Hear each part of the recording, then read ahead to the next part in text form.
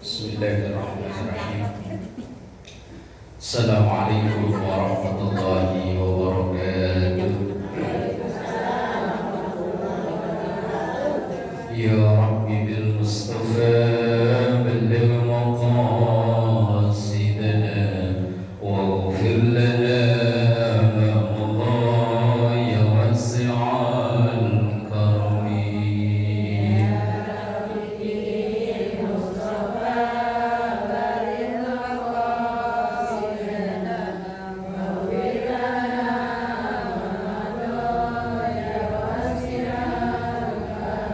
دعا إلى الله فالمستمسكون به مستمسكون بحبل غير منفصم.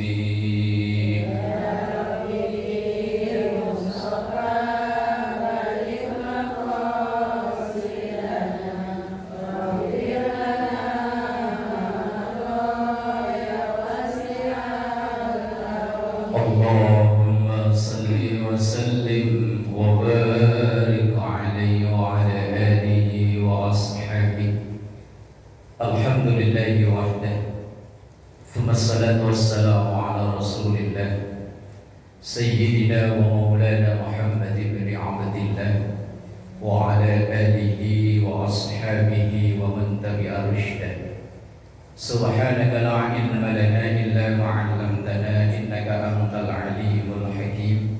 رب اشرح لي صدري ويسر لي أمري واحلل عقدة من لساني يفقهوا قولي واجعل لي وزيرا من أهلي. أما بعد.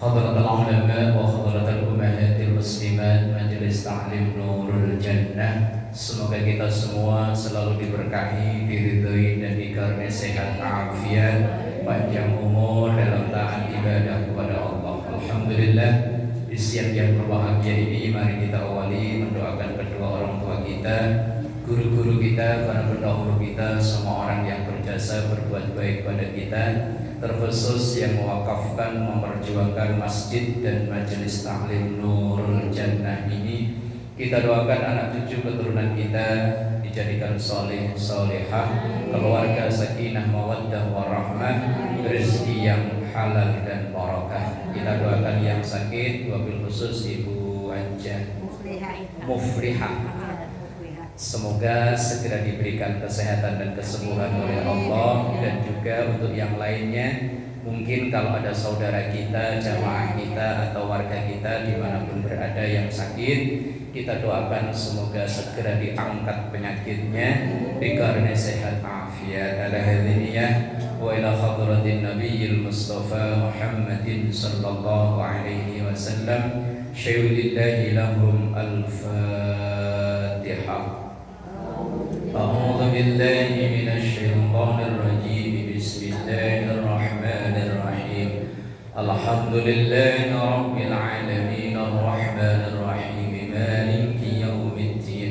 Iyyaka na'budu wa iyyaka nasta'in. Ihdinas shiratal mustaqim. Shiratal ladzina an'amta 'alaihim ghairil maghdubi 'alaihim waladdallin. Amin ya rabbal alamin.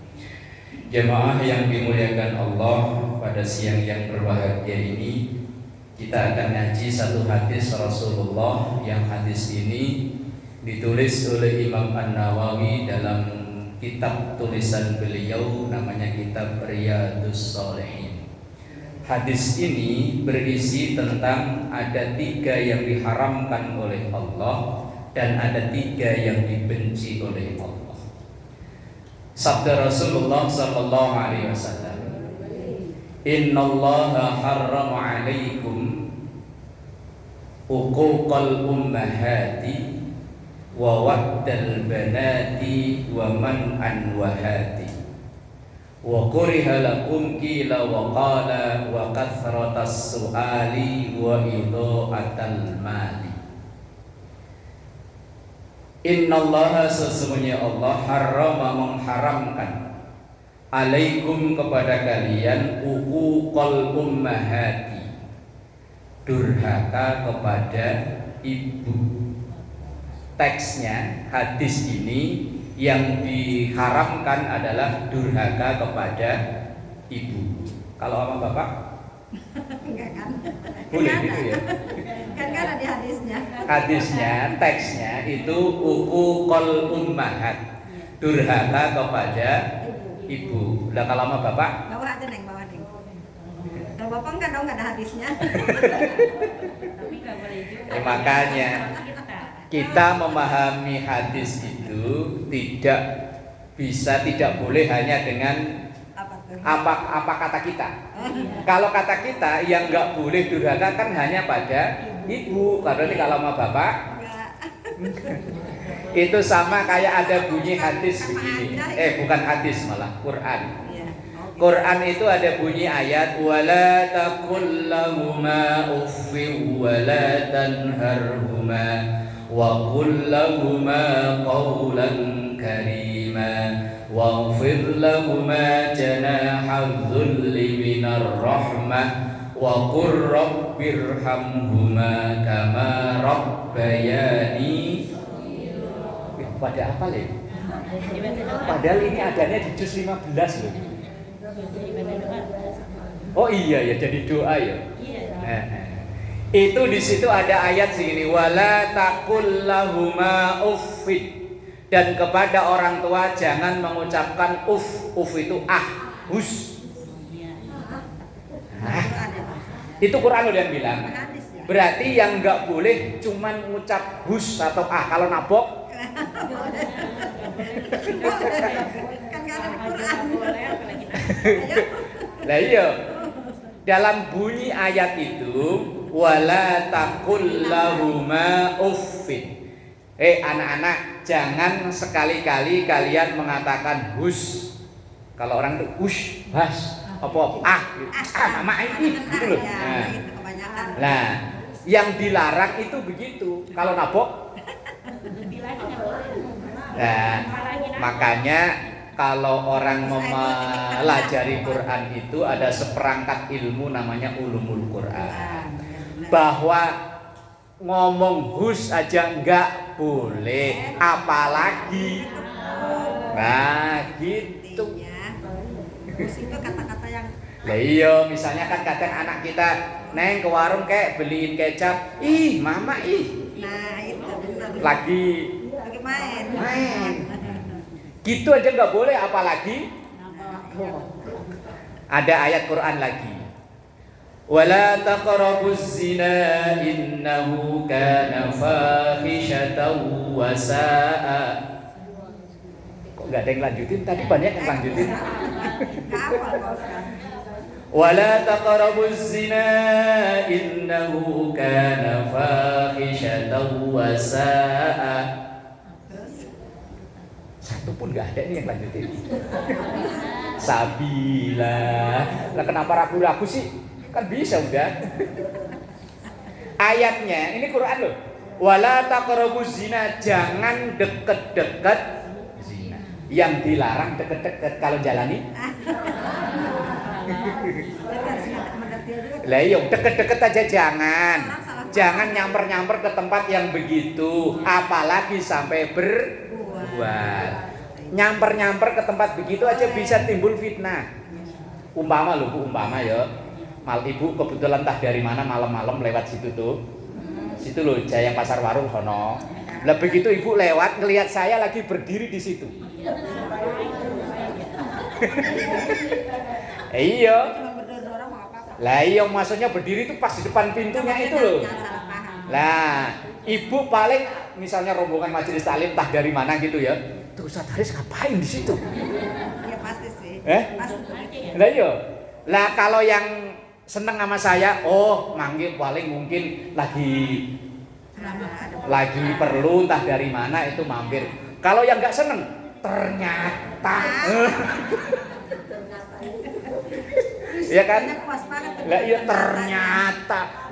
Kalau Jumat aja nyamar pakai baju koko, pakai peci, pakai sarung, ternyata. Itu Quran bilang deket-deket aja jangan, apalagi kalau dipahami secara tekstual, berarti yang nggak boleh itu deket-deket. Iya, kadang-kadang suka Itu namanya yang sesat menyesatkan ya begitu tuh.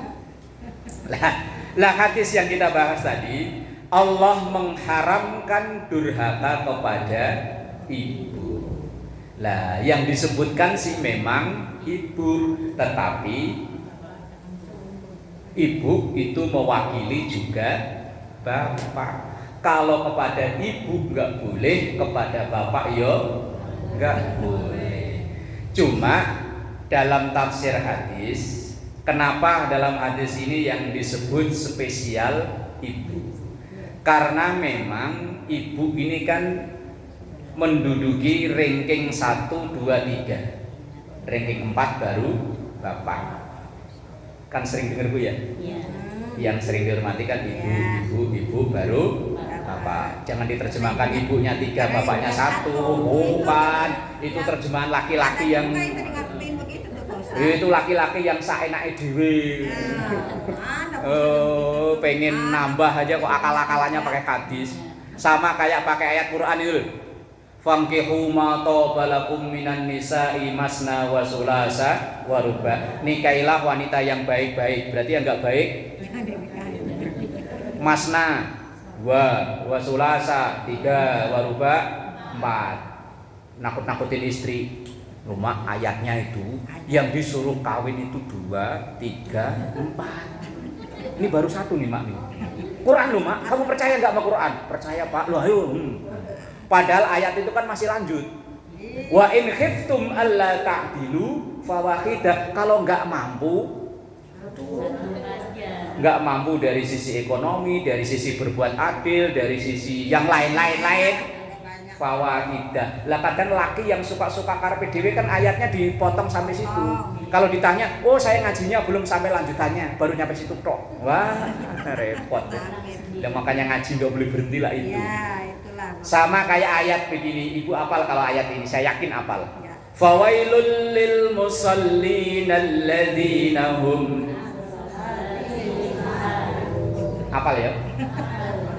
Surat apa ya? Surat apa? Al-Fil apa Al-Maun? Ayo, surat apa, Bu? Al-Maun apa Ara'aital ladzi?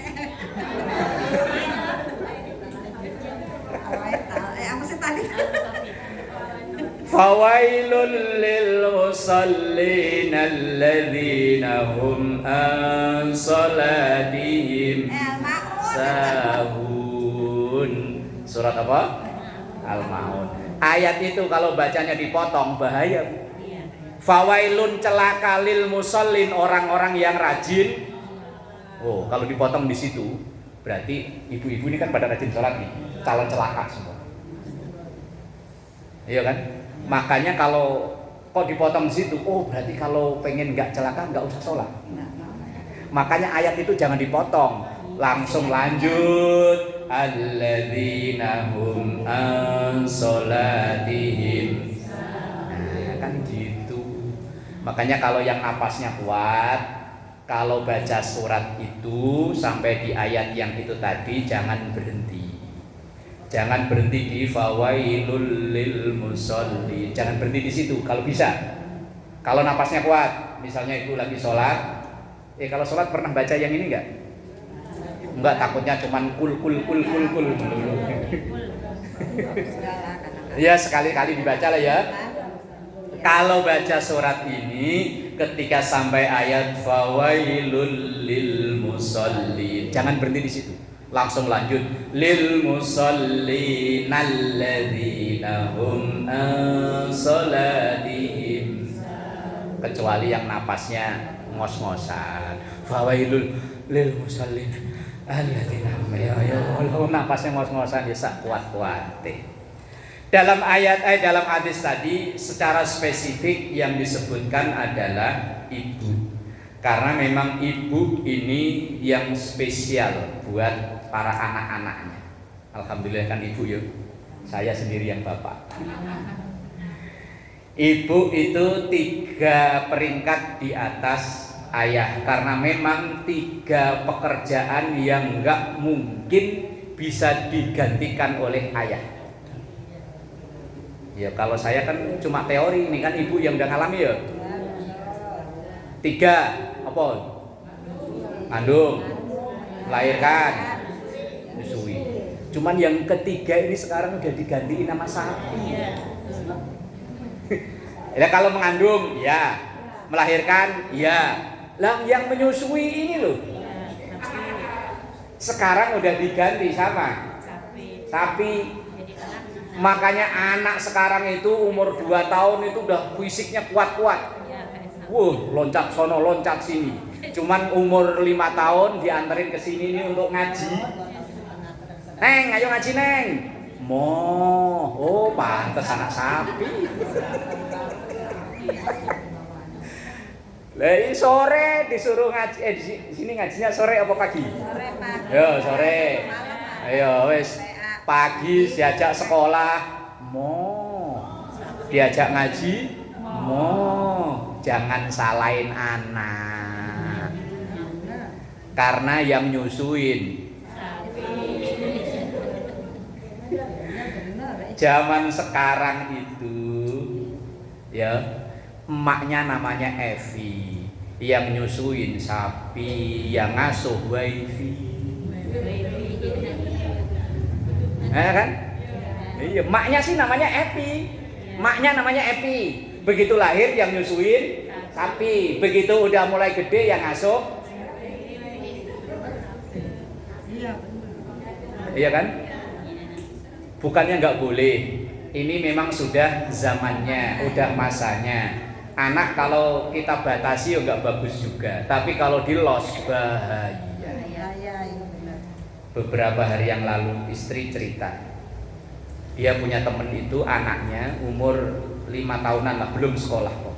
Itu kalau ngelihat orang, kalau orang Jawa bilang ngencer-ngencer, gini loh. Nyurang-nyurang. Apa? Nyurang-nyurang. Kalau kita ngelihat orang nggak jelas itu kan mata begini ya. Siapa sih gitu ya? Nah, kalau orang Jawa bilang namanya ngencer-ngencer. Kalau orang Sunda naon ya? Nyurang-nyurang. Lah kayak kita ini. Kalau melihat orang agak jauh, kemudian kita nggak jelaskan mata begini-begini ya. Nah, ketika ditanya sama istri, loh kak, manggilnya kan kakak, itu kenapa anaknya? Apakah memang bawaan lahir? Enggak dek, dulu anak saya normal. Gara-gara dianya kerja, suaminya kerja, mohon maaf ya, mungkin di sini juga ada, akhirnya dititipin yang ngasuh nenek. Nenek salah. Ya enggak ya. Lah nenek itu kadang cenderung memanjakan cucu. Loh, mohon maaf loh ya, loh yang hadir di sini ada yang dititipin anak sama anaknya, dititipin anak sama anaknya. Lah nenek itu cenderung manja ke cucu, pokoknya apa yang diminta sama cucu kasih. Pas pokoknya yang penting cucu diem anteng, HP kadang wis los. Lah kalau pakai kuota asal mati, habis mati. Lah kalau pakai wifi, makanya anaknya Evi yang nyusuin sapi, yang ngasuh. Wes amel angel ya. Yes, gimana zamannya kok. Setiap masa itu ada tantangannya. Kalau dulu tantangannya mungkin kurang makan. Kecil saya masih ngalami, Bu. Nangis minta makan itu ngalami. Kalau sekarang nangis disuruh makan. Benar. Nah, ya kalau dulu kan nangis minta makan kan. Sampai jam 9 belum sarapan, Mak, apa sih? Udah mateng belum? Belum. Padahal yang dimasak apa itu ngaron kalau orang sono Jawa dulu. Lah sekarang kadang anak nangis dikejar-kejar sama neneknya disuruh. Lah ya kan setiap masa itu ada tantangannya. Setelah itu dulu TV hilang, ganti warnet. Warnet hilang, ganti HP. Nanti ini HP hilang, entah ganti apa lagi yo ada. Setiap masa itu pasti ada tantangannya. Yo dulu orang-orang tua dulu tantangan untuk bisa anaknya makan yo berat. Yo. Kemudian tantangannya TV, ganti warnet, ganti HP. Nanti mungkin boh apa namanya, ganti lagi. Dan yang paling dominan berperan itu ibu. Makanya hadis ini yang disebut secara spesifik ibu. Dan memang kok dalam keluarga itu yang paling berat tugasnya kan ibu ya. Lah kalau laki mah asal pagi jam 7 jam 6 berangkat. Pulang nyampe rumah umpama jam 6 lagi. Nyampe itu mandi ke musola ke masjid, habis itu main HP, rokokan di teras, ngopi, selesai. Lah ibu. Nah, ini udah dari beduk subuh ke beduk maghrib sampai isya bisa ada. Aduh. Itu. Ya Allah. Punya anak sakit. Ini ibu-ibu nih yo, gendong dari pagi sampai malam. Kuat ya. Anaknya dipopok cep, anak ganteng padahal anaknya kayak gitu. anak ganteng. Lah laki suruh gantiin bentaran. Lah nggak nyampe setengah jam dah. Diem nggak? Kalau nggak diem saya masukin lagi nih. Lah iya emang pengalaman ini enggak. Ini kan saya menceritakan ini kan karena berdasarkan pengalaman. Saya lihat kadang dari pagi. Ya pokoknya entah habis subuh apa anaknya badannya panas rewel, gendong bawa ke sono dinyanyiin sampai dibohongin pesawat nggak ada apa-apa padahal di atas pesawat. Oh. Lah bapaknya pulang ngajar suruh gantiin bentar belum setengah jam udah ini rewel mulu saya masukin lagi nih. Lu bapak itu kadang tanggal lahir anak lupa. Leong pernah di rumah kok tiba-tiba beli kue, buat apaan beli kue? Loh si itu kan ulang tahun, apa ya? Iya benar. Lah si itu sih nitip doang. Lah si itu sih nitip doang kan saya yang bawa ke sono, kemari yang lahirin. Saya ngedun situ malah ngerokok di luaran. Selamat ya Pak Ustaz ya. Saya lagi ngedun sama bidan situ malah ngerokok di luar. Ya gimana lagi sih bang, kenyataan ya. Lah makanya dalam Islam ibu itu ditempatkan sampai disebut langsungnya ibu. Uququl ummahat. Banyak orang yang hidupnya mulia istimewa luar biasa gara-gara ibu. Sebaliknya banyak orang yang belangsak nyungsep yo gara-gara ibu. Di zaman Rasul ada orang yang mohon maaf secara fisik kalau kata sekarang gak ganteng lah. Ia berasal dari suku yang terkenal kulitnya itu gelap. Kalau kayak kita lumayan lah ya, agak terang-terangan dikit ya. Ini namanya sawo bosok atau sawo matang nih.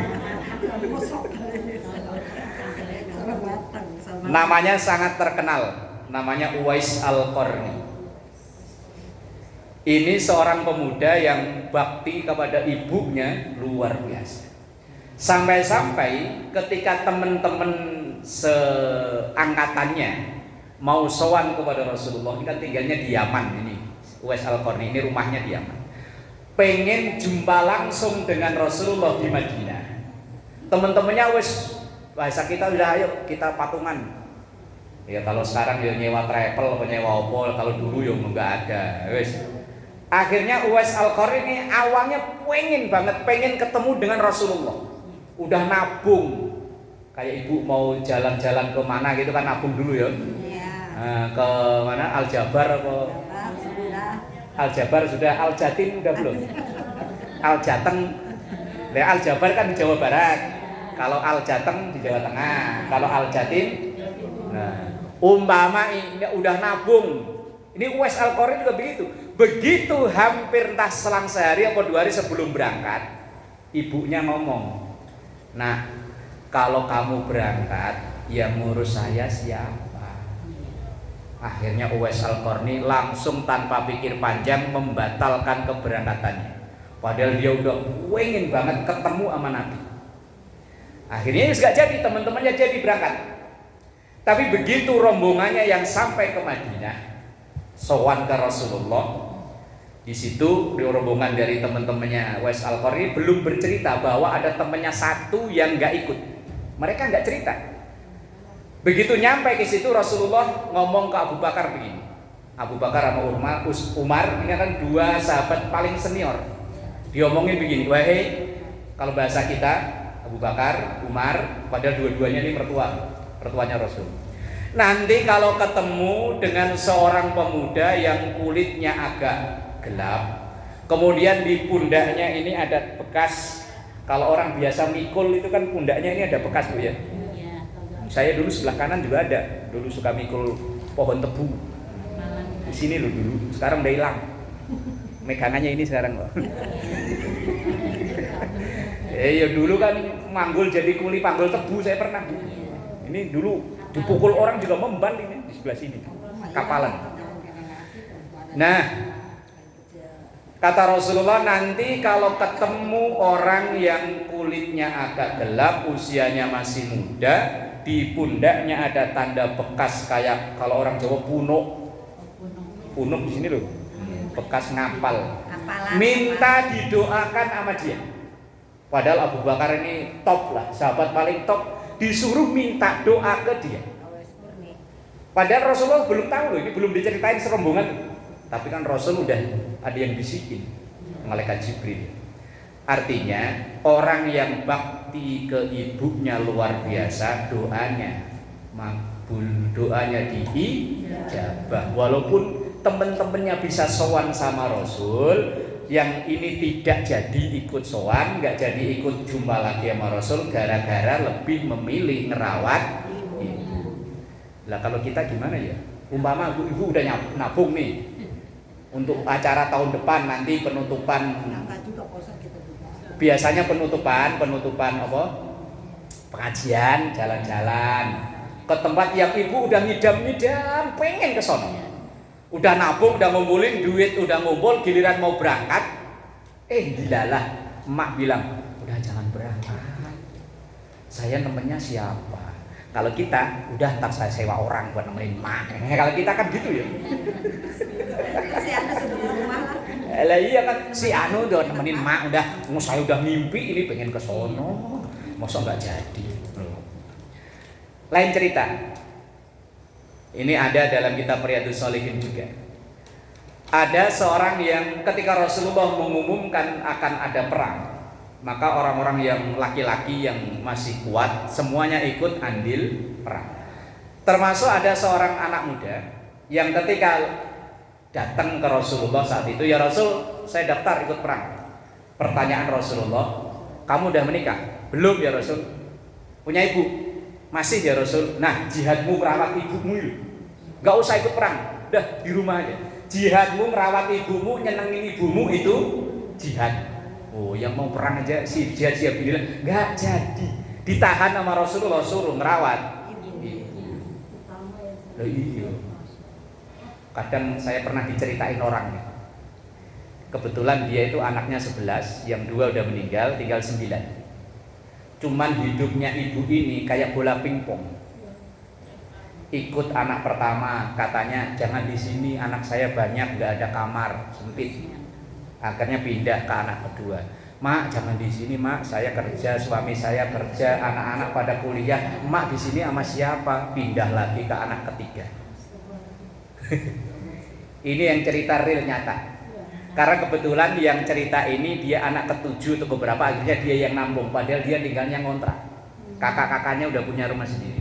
Terus akhirnya gimana Pak? Akhirnya ya udah saya taruh di rumah saya seadanya. Ya ibu saya mau ya udah. Padahal dia ngontrak yang kontrakan di Jakarta itu kan ruang tamu, tengah, dapur gitu loh. Ya akhirnya ya udah ibu tinggal di sini, tapi ya keadaannya begini. Terus akhirnya ya udah ibu tinggal di sini. Kalau di kampung malah nggak ada temen. Terus ibunya itu katanya sambil nangis cerita, dulu saya sama bapakmu berdua. Bapakmu ke sawah, saya jualan sayur-sayuran di gendong gitu. Ngidupin anak 11 sebelum jam 2 itu meninggal. Saya berdua kuat ngingoni. Indonesianya ngingoni kok. Ngempanin anak 11, yo kamu dan kakak-kakak kamu yo bisa sekolah walaupun hanya yos nggak nyampe, SMA nggak nyampe. Kalau yang berat botot-botot pada nyampe. Tapi sekarang saya tinggal sendiri, makan sehari seliter pun nggak habis. Tapi kenapa saya ini nggak mau, ini nggak mau, ini nggak mau, ini nggak mau, ya Allah. Saya diceritain tuh deg-degan. Karena saya juga merasa saya 3 bersaudara, yang 2 di sini. Saya mati, saya gontot si Wahid itu. Tinggal 1 yang tengah. Cuman mak saya ajak ke sini nggak mau. Kata saya enakan di kampung. Kalau di kampung biasa saya miara ayam, miara bebek, miara kambing, lah di sini. Udah saya iming-imingin, mak. Pokoknya ntar kalau saya duit, mak pengen jalan-jalan kemana? Enggak, saya nggak pengen. Iya benar. Giliran istri ceritanya pengen nyenengin mertua, Iya. beli apa ya kayak telur dadar ya. Sama telur apa? Pizza apa? Bukan pizza, bukan. lah. Pizza. Pizza ke bakal mau. Satu ini kan harganya 80.000 Makanan tuh. apa itu katanya? Begitu saya pulang sama istri dibuka, ini mah kata mak saya, iki opo nduk. Wes coba makan mak, begitu digigit nggak enak. Terus tanya, iki mau regane piro nduk? Ini harganya berapa? 80 mak. Ya Allah, coba kalau 80.000 tadi dibeliin telur, saya dadar bisa jadi berapa? Ya Allah. Enggak beda. Kadang anak pengen nyenengin orang tua juga seleranya keliru. Iya. Ya Allah, wes ya. Lain. Kok sampai ceritanya sampai kemana-mana ya? Orang tua ya, saya Ini sekarang cerita rasain juga. kita karena sehari-hari hidup menghalangi itu. Lah tadi dua cerita tentang orang yang mulia karena ibu. Satu sisi ada orang yang hidupnya nyungsep belangsak ya gara-gara ibu. Di zaman Rasulullah ada, mungkin ibu tahu namanya ya, orang ahli ibadah tapi mati sakaratul mautnya susah gara-gara ibu. Siapa namanya Bu? Alqamah. Itu ibadahnya bagus loh Bu. Lah apalagi kita yang ibadahnya kayak begini. Ibadahnya bagus, itu pun masalahnya kayak sepele, hanya dipanggil oleh ibu, kemudian entar-entar, nggak langsung sat-set.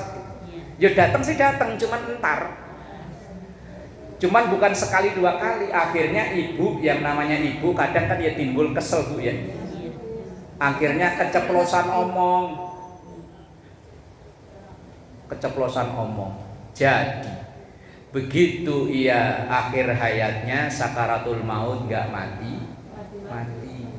napasnya Senin, Kamis, Selasa sama Rabu libur, Jumat Sabtu Minggu libur, Senin, Kamis.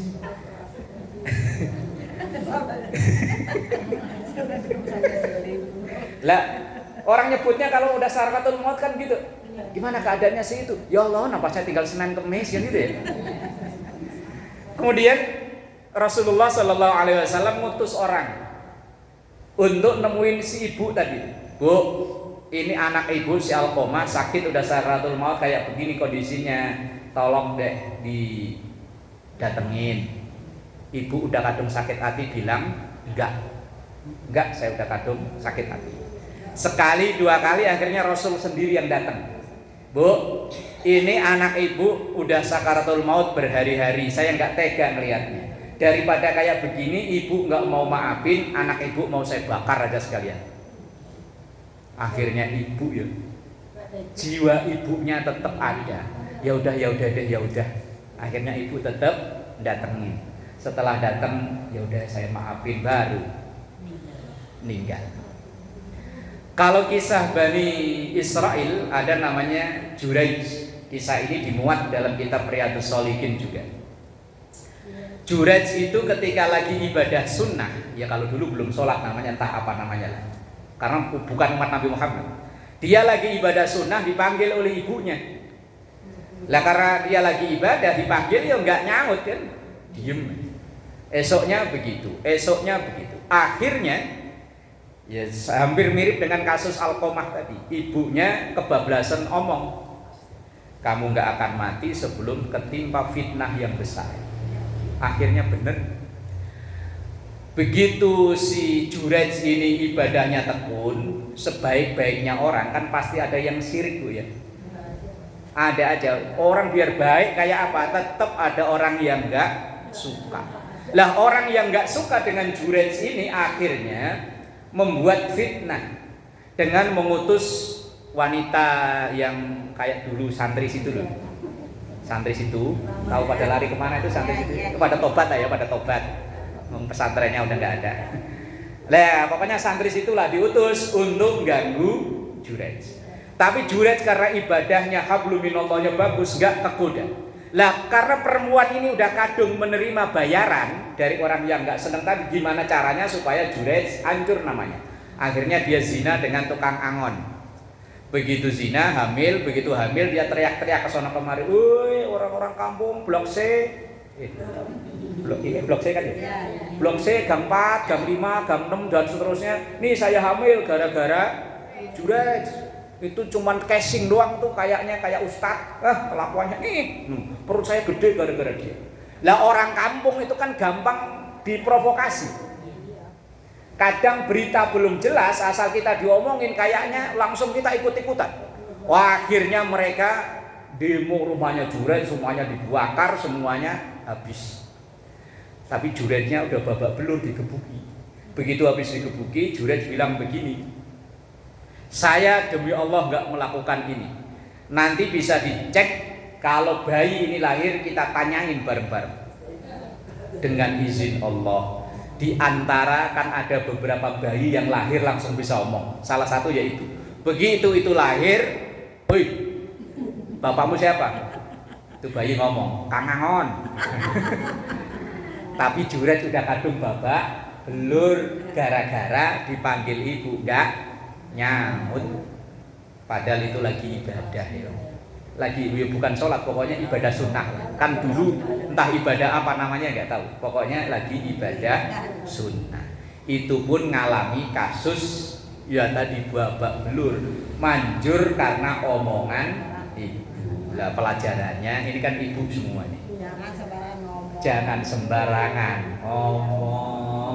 Omong seomong biasanya manjur, walaupun manjurnya entah 10-20 tahun yang akan datang.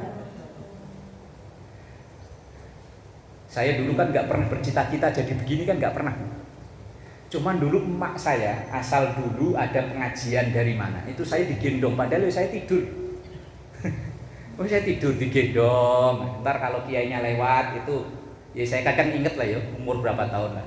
Di apa ya disodor-sodorin ntar kiainya. Kadang malah suruh ngeludahin. Terus ludahin moga-moga anak saya bisa kayak jenengan Pak Kiai. Padahal mak saya nulis namanya aja nggak bisa. Kalau ngambil rapor dulu begini sih, bapak yuk begitu. Ya, tapi mungkin dulu emak saya sering berdoa supaya kayak dulu zaman saya kecil itu ada kiai kondang daerah saya namanya Kiai Muhammadun Daiman. Orangnya gede tinggi kalau ceramah itu. Kata emak saya yang saya nggak nemui. Enak, semua saya dulu seneng banget. Asal beliau ngaji di mana saya datang. Padahal yo naik sepeda kroek berdua sama bapak. Pengen anaknya dielus-elus, pengennya malah diludahin. Ininya suruh ludahin.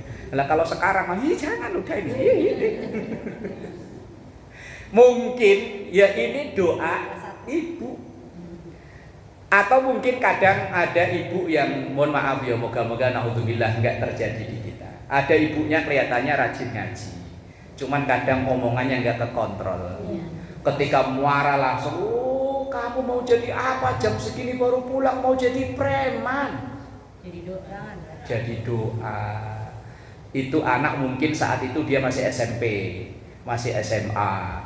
Begitu dia lulus mungkin orang tuanya karena rajin ngaji dimasukin pesantren. Indilalah di pesantren kabur. Begitu kabur ketemu gaulnya nggak bener. Akhirnya asli jadi. Mungkin itu omongan ibunya entah sekian tahun yang sebelumnya. Apalagi kalau sampai ngomong dasar anak set. Lah kalau itu anak setan yang ngomong berarti siapa? Maknya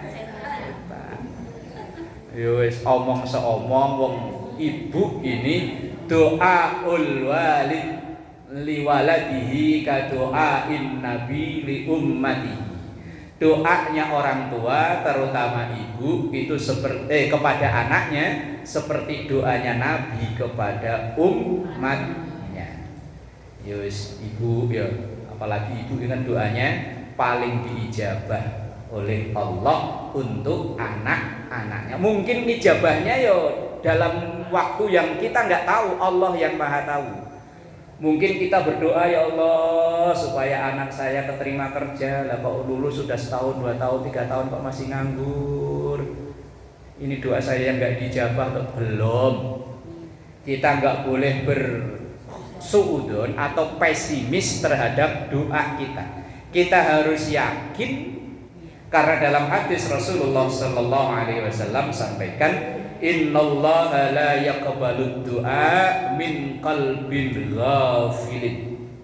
Atau dalam doa hadis yang lain, ud'ullaha wa antum muqinuna bil ijabah. Berdoalah kepada Allah sementara kita yakin bahwa doa itu diijabah. Cuman kapan terserah Allah. Allah Maha tahu bahwa doa permohonan orang hamba ini udah pas apa belum.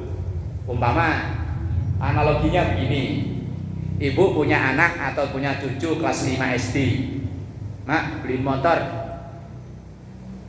Ibu punya duit, langsung dibeliin nggak? Kenapa? Masih ya umurnya. Kan ibu punya duit, katanya sayang. Lah ya baru kelas 5 SD. Belum dibeliin ya? Belum, ditunda ya. Padahal ibu punya duit. Itu anak bisa suudan doa sama ibu. Ibu pelit. Minta motor kok dibeliin. Gitu ya. Padahal ibu itu sayang sama itu anak umur SD kelas 5, rata-rata berapa tahun tuh? 10 tahun lah ya umpama ya. Lo umur segitu dibeliin motor, wah banyak bahayanya daripada manfaatnya. Lah sama kita mohon pada Allah. Allah Maha tahu kapan orang ini diijabah permohonannya. Kadang kita suudzon. Ini Allah gimana sih? Saya tahajud udah, duha udah. Ngapalin doa yang ya Ghani, ya Hamid, ya Mubdi, ya Mu'in. Lo kok nggak kaya-kaya sampai sekarang begini-begini aja. Itu sama kayak anak kelas 5 minta beliin motor. Dan kita nih seandainya ya Allah jadikan saya orang kaya. Lah kok tiba-tiba brek. Umpama yang kita pegang ini paling gede jutaan lah ya umpama ya. Ya entah 10 juta atau apalah yang kita simpan. Loh kok tiba-tiba M umpama malah pusing. Ini duit dibawa berat, ditinggal, dicolong orang.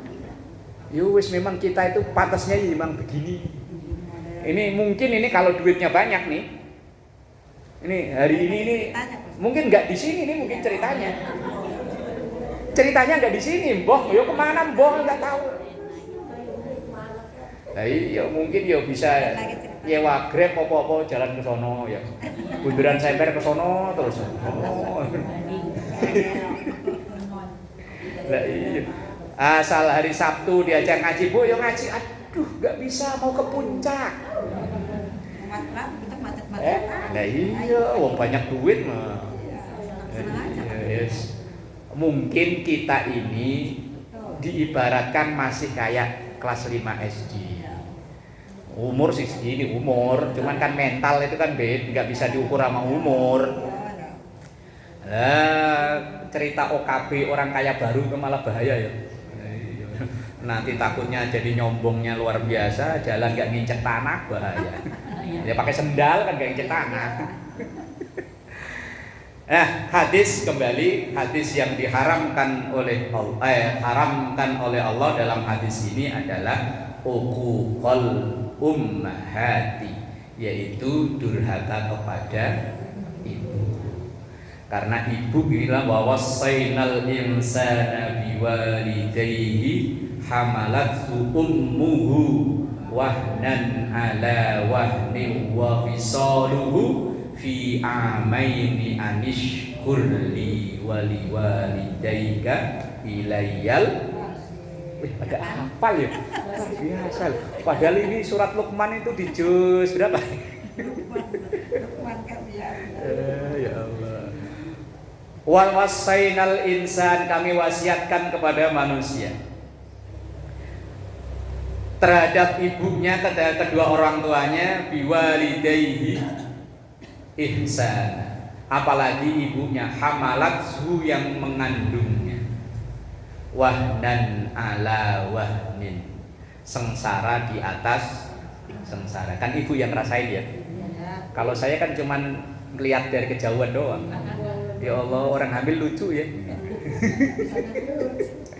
Kalau duduk begini aja, saya kan berarti dia di rumah begini. Kadang suka dibecandain, ya Allah. Ada kali 4 kilo itu ya. Oh iya, dibawa ke sono kemari, ngaji ikut, ke pasar ikut, ngerumpi ya ikut ya. Apa ditaruh dulu kalau mau ngerumpi? Bawa. Mau ngomel-ngomel yo enggak ditaruh. Hamalathu ummuhu wahnan ala wahnin. Wa fisaluhu, kemudian menyapihnya. Fi amaini, umur 2 tahun. Ini ayat ini udah banyak ditentang sama ibu-ibu ya. Nyapih itu kalau dalam Quran 2 tahun. Ini sekarang ada yang punya anak mau nyusui, enggak mau. Bahkan dulu ada gerakan, ini menurut saya gerakan enggak bagus. Padahal itu pencetusnya pakai jilbab rapi. Menikah yes, punya anak no. Nikah mau tapi punya anak enggak mau. Wah, ini bahaya. Padahal orang berumah tangga kan tujuannya punya anak. Itu gerakan yang enggak bagus. Jadi ngaji sore ini karena juga bulan Maulid, salah satu di antara perjuangan Rasulullah itu memperjuangkan hak-hak ibu. Sampai hadis yang ibu-ibu mungkin sangat hafal, al jannatu tahta aqdamil ummahat, bahwa surga itu berada di bawah telapak kaki. Bisa dicek Ibu ya. Padahal kakinya yo. Ya itulah begitu kakinya. Tapi itu surga ada di sini. Ini bahasa kinayah. Bahasa kinayah itu apa namanya? Kiasan. Betapa mulianya seorang ibu, sampai-sampai surga tempat yang diidamkan orang saja, letaknya itu di tempat yang menurut orang paling hina. Telapak kaki ini kan tempat paling hina ya. Kenapa Rasul nggak sampai bilang al jannatu ala roksi, surga itu di atas kepala? Enggak, tapi di bawah telapak kaki. Telapak kaki ini anggota tubuh menurut kita hina, tetapi ternyata itu adalah menjadi sumber surga bagi anak-anaknya. Karena memang kalau lagunya Iwan Fals itu Bu, ada yang tahu lagunya Iwan Fals? Ribuan kilo jalan yang ku lewat dirintang demi aku anakmu. Iya kan jalan aja ya. Orang tua nggak ada capek-capeknya. Semoga-moga orang-orang tua kita semuanya yang masih ada selalu sehat afiat. Yang telah tiada semoga ditempatkan di raudhah mirriyadil jannah. Amin ya rabbal alamin. Dan kita kebetulan ibu-ibu yang hadir, semoga putra-putrinya soleh dan solehah ya rabbal alamin. Bisirril Fatihah.